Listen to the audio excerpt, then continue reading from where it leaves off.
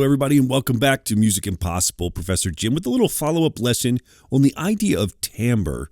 Timbre is spelled T-I-M-B-R-E, timbre. And timbre is an idea of what gives an instrument sort of its color or its sound picture. And it's created by what we call the overtone series. And the overtone series is when you play a note, an A440 on the trumpet.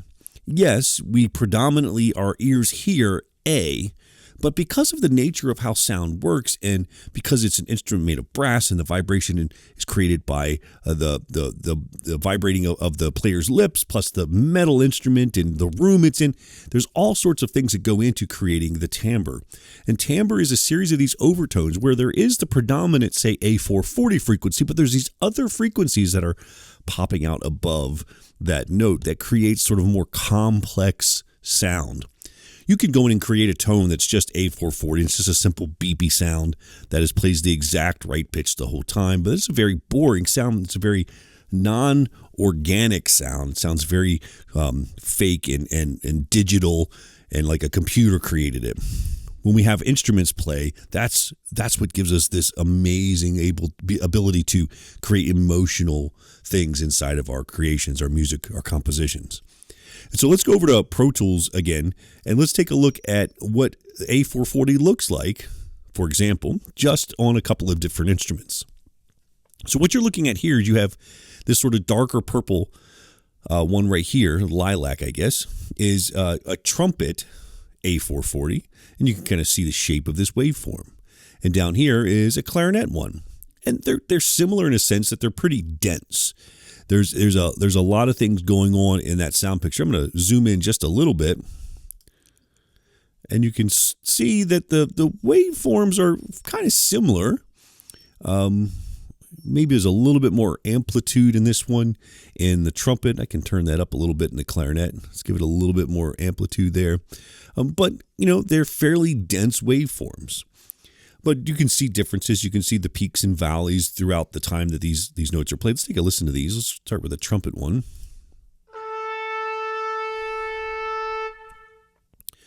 All right, and then we have clarinet.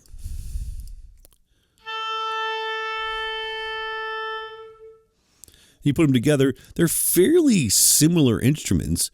In fact, sometimes in orchestration, there might be some doubling in these instruments. And so they do have very similar sound pictures, which is interesting because one's a reed instrument made out of wood and the other one's a brass instrument where the vibrations are created very, very differently. But in sort of melodic ideas, when we get into orchestration, trumpets can be very lyrical, but they're also very powerful and strong, announcing of kings and queens. And clarinets can be kind of weepy and sad when they are the predominant or the melodic instrument. So they serve very different functions in the orchestra. But in this case, they have kind of similar waveforms here. But let's go ahead and record a little bit of a violin. So we're going to record this violin real quick. Same note, A440.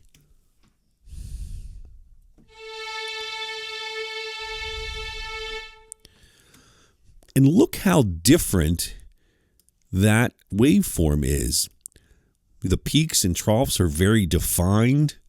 We give a little bit more amplitude here just to kind of make it match the clarinet above it. But you can see how jagged it is, very toothy, if you will. And when we zoom in a little bit, see how dense the waveform is here with the clarinet versus the violin. Not quite as dense a sound in that instrument. And you put them together. Let's hear all three of these together.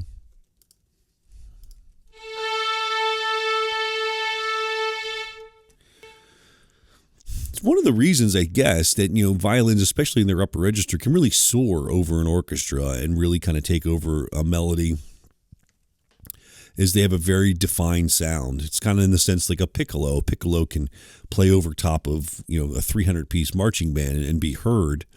And so, it's interesting to look at these different waveforms, how the exact same note shapes very differently, and it all has to do with the timbre of those instruments and how their overtone series are developed.